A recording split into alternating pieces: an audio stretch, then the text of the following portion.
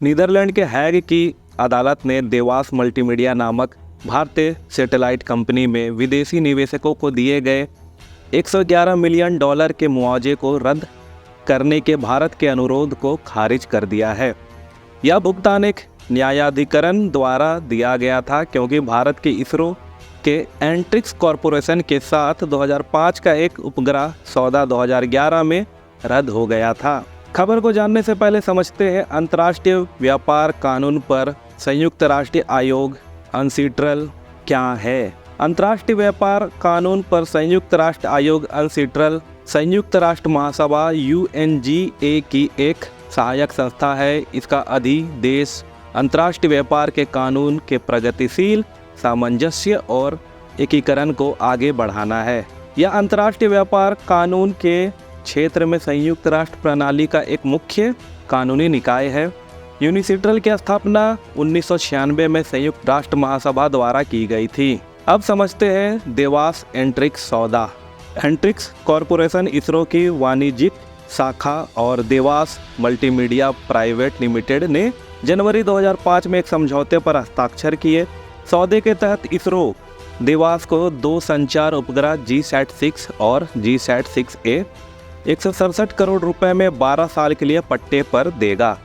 देवास उपग्रहों पर इस बैंड ट्रांसपोंडर का उपयोग करके भारत में मोबाइल प्लेटफॉर्मों पर मल्टीमीडिया सेवाएं प्रदान करेगा। इसरो 70 मेगाहर्ट्ज इस बैंड स्पेक्ट्रम पट्टे पर देगा। अब ये जानना बड़ा दिलचस्प होगा कि सौदा रद्द क्यों करना पड़ा। सुरक्षा पर कैबिनेट समिति के फैसले के बाद 2011 में तत्कालीन सरकार ने इस सौदे को रद्द कर दिया था। समिति ने देश की सुरक्षा उद्देश्यों के लिए इस बैंड स्पेक्ट्रम की आवश्यकता का हवाला देते हुए समझौते को समाप्त करने का निर्णय लिया था। इसके अलावा ऐसे भी आरोप थे कि देवास सौदे में लगभग 2 लाख करोड़ रुपए मूल्य के संचार स्पेक्ट्रम को कौड़ियों के भाव में सौंपना शामिल था। 2014 में CBI को 2005 के सौदे की जांच करने के लिए कहा गया था। बाद में ईडी ने एंट्रिक्स के एक पूर्व प्रबंध निदेशक देवास के 5 अधिकारियों के खिलाफ धन शोधन निवारण अधिनियम के तहत 2018 में आरोप पत्र दायर किया। इसमें कहा गया है कि देवास ने विभिन्न दावों के तहत अपने 579 करोड़ रुपए की विदेशी फंडिंग का 85% अमेरिका में हस्तांतरित कर दिया। बहरहाल सौदा रद्द होने के बाद देवास मल्टीमीडिया के विदेशी निवेशकों ने मुआवजे की मांग करते हुए विभिन्न अंतर्राष्ट्रीय न्यायाधिकरणों का दरवाजा खटखटाया। ये विदेशी निवेशक थे जर्मन टेलीकॉम प्रमुख डॉयचे टेलीकॉम, 3 मॉरिशस निवेशक और स्वयं देवास मल्टीमीडिया। नतीजतन देवास मल्टीमीडिया को इंटरनेशनल चैम्बर ऑफ कॉमर्स के द्वारा 1.2 बिलियन डॉलर का पुरस्कार दिया गया। जिनेवा में अस्थायी मध्यस्थता न्यायालय द्वारा डॉयचे टेलीकॉम को 101 मिलियन डॉलर का मुआवजा दिया गया था और मॉरिशस के निवेशकों को यूनिसिट्रल द्वारा डॉलर 111 मिलियन का पुरस्कार दिया गया था। इस मामले पर भारत में national company law tribunal NCLT ने इसके निर्णय में धोखाधड़ी का हवाला देते हुए मई 2021 में देवास मल्टीमीडिया के परिसमापन का आदेश दिया। जनवरी 2022 में भारत के सर्वोच्च न्यायालय ने NCLT के आदेश को बरकरार रखा। भारत में प्रवर्तन निदेशालय और केंद्रीय जांच ब्यूरो वर्तमान में देवास और उसके अधिकारियों के खिलाफ भारत में मनी लॉन्ड्रिंग और भ्रष्टाचार के मामलों की जांच कर रहे हैं। अब आते हैं समाचार के सारांश पर। हेग की अदालत ने देवास के निवेशकों को दिए गए 111 मिलियन डॉलर के पुरस्कार के खिलाफ सरकार की याचिका खारिज कर दी है।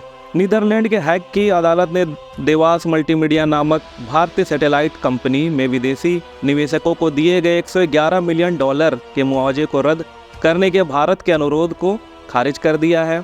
बताते चले कि अक्टूबर 2020 में देवास मल्टीमीडिया में मॉरिशस स्थित 3 निवेशकों को हेग के संयुक्त राष्ट्र अंतर्राष्ट्रीय व्यापार कानून आयोग अनसीट्रल ट्रिब्यूनल द्वारा मुआवजा के रूप में 111 मिलियन डॉलर का पुरस्कार दिया गया।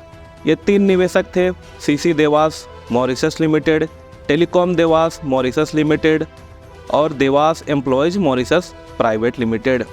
उन्हें असफल देवास एंट्रिक्स उपग्रह सौदे पर मुआवजा दिया गया था। इस पर भारत सरकार ने 2020 के मुआवजा पुरस्कार को रद्द करने के लिए मार्च 2022 में हेग की जिला अदालत से संपर्क किया।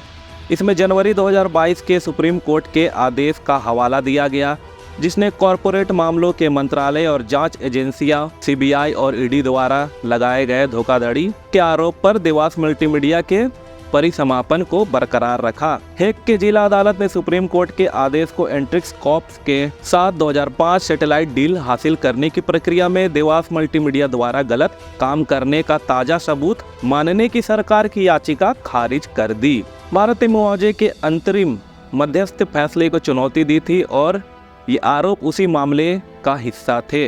आपको यह जानकारी कैसे लगी हमें कमेंट करके बताएं और लाइक शेयर जरूर करें। और देश विदेश से जुड़ी और भी जानकारियों के लिए हमारे चैनल लोकतंत्र 19 को सब्सक्राइब करें। धन्यवाद। जोहार।